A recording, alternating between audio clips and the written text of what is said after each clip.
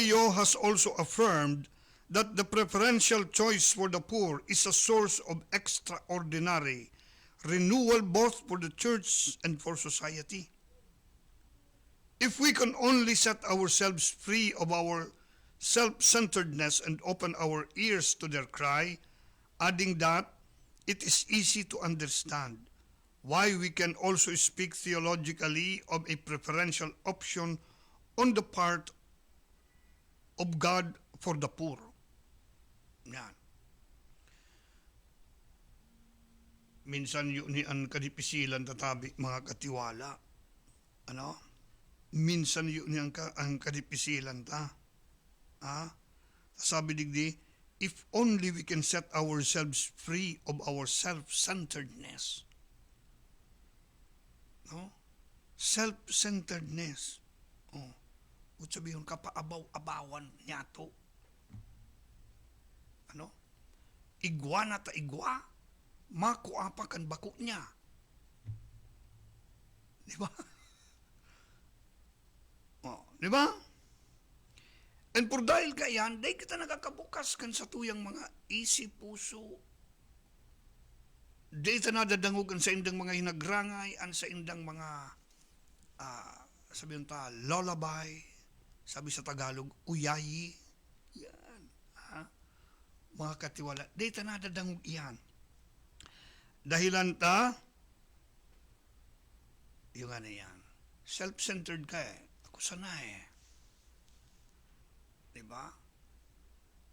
Akong bida, ako gabos, mga katiwala. Pero sabi ni Pope Leo, it is easy to understand why we can also speak theologically of a preferential option on the part of God for the poor. O, diba? Mas madali ang pagtaram eh. Kung nadadangog mo ginagrangay kan mga kaining mga sektor na ini, kan mga nagtitirios, kaining mga PWDs, kaining mga biktima ng injustisya, kaining mga sektor na vulnerable. Kung nadadangog tayo tabi, mga katiwala, pwede kitang makapagsabi ni preferential option, mga katiwala. Ate? Iyan, kung malingawan ta na ini, kung haliun ta na ining sa tuyang pagiging mapaabaw-abaw, self-centered, bakong God-centered. Kung God-centered ka, well, dangog mo, ani nagrangay kan sa imong mga nakapalibot, lalong-lalo na kan mga pobre. Mga katiwala. Nata, ano ini, option for the poor. Yan ang ginamit eh. Yan ang ginamit na phrase, option for the poor. Sabi digdi, the phrase option for the poor was used by Father Pedro Arupe, Superior General of the Society of Jesus in 1968, in a letter to the Jesuits of Latin America. Although its principle existed before Arupe coined the term, igwa na ka ito. Kan panahon ni Kristo, igwa na preferential option for the poor, miya? Si Kristo yaw na. Pigpahiling na ni Kristo an preferential option for the poor. Pero, dainin nin termino na preferential option for the poor. Bago pa man iyan, pagkatapos gayud ni Kristo, mga katiwala, bago pa man ini inapod na preferential option for the poor, igwa na ka ini. Mga tugang. Diba? Igwa na ka ini. The option for the poor, according to theologian Gustavo Gutierrez, yun iso librong pagparabasa ko kaito kan college ako, libro na Liberation Theology ni Gustavo Gutierrez, mga katiwala, involves a commitment that implies leaving the road one is on in order to enter the world of an insignificant person. Selflessness is the goal of this lifestyle. Selflessness. Ano ang selflessness nga ni? Daing ko yan, adi. ano na yan, nalingawan ko sa Bicol. Kumbaga, buhos ang sayang sa diri. Bukas. Ano? Ding limitasyon. Mga katiwala. Ang buot sabihon kay ni Gustavo Gutierrez, in option for the poor. Mga katiwala. The option for the poor goes through all of modern Catholic teaching.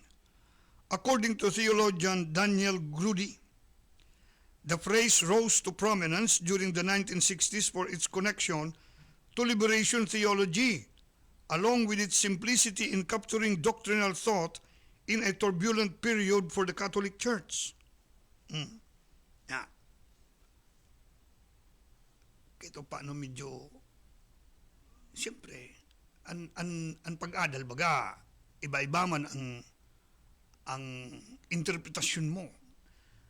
Iba-iba man ang karisma. Baga, karisma. Ang mga padi tadig di, iba ang karisma. May mga matibay minatara, may mga matibay minakanta, may mga matibay na mag-arte, magbaile, matibay magsermon, mga katiwala, matibay magtaram, tawan mo sa ng diit na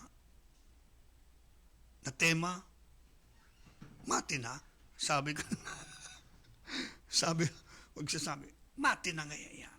Mati na ngayon kay Father. No? Mati na ngayon kay Father. Karisma. Iba-iba. Kita, gabus, ikaw kaya. Iba-ibang karisma. Kaya, nagkaigwa ka ining preferential option for the poor na pinag-aapod, mga katiwala. No? Sumidyong sa mga padi na medyo uruyan sa ibaba, nag-aataman ka ining mga rayaon dyan sa komunidad, mga katiwala. So mga misyonero mga katiwala, mga kung sirisay na rayaon dyan ang nagtatrabaho para sa komunidad, para sa tao, yun ang mo yun the preferential option for the poor, mga katiwala. Di ba? Hindi ko mo na mga padi na medyo, baka makuyang kitang komunista kita. Di ba? Baka mamiharan kitang komunista kita, dipisil na. Kaya may mga ibang terminolohiya. Pero, mga tugang, ang padumanan, sarok man sana. Na iyo ang pag-ataman sa mga nagtitirios, mga vulnerable sector, mga biktima ng injustisya. Pag-ataman kayo ng mga PWD sa siniba, matabi mga katiwala. No? Asin iba pa. Una ko halipot sa na ini, Kuya Hil, nasaro. Halaba pala. Huwag katiwala. Alright, sige. Mga tugang, ugaring, inabot na kita kan oras, kan sa tuyang panahon o oras kan paramiento sa pagpaaram sa programang ini. Mga katiwala. Papadagos na sa nini sa mga masunod na aldaw tabi mga tugang. Huwebes pa man sana sa aga. Sa ngaran tabi kan sa tuyang mga pag-iribo sa luwasan, mga Veritas Katiwala Patrol, nakasabay tahan niya na pagkahapon. Sa lado teknikal, Hil Barcena. News Center, Susan Balane, Dan Saltasin, Reynard Sibiliano. Inimantaban sa inyong katiwala, Rolly Serrano, nakasabay nindo sa programa. Salamat kan sa indong pagantabay. Napasa indo ang perspektibo sa agaliwat sa parehas na oras. Digdi sa Veritas Legazpi, Radyo Asin TV.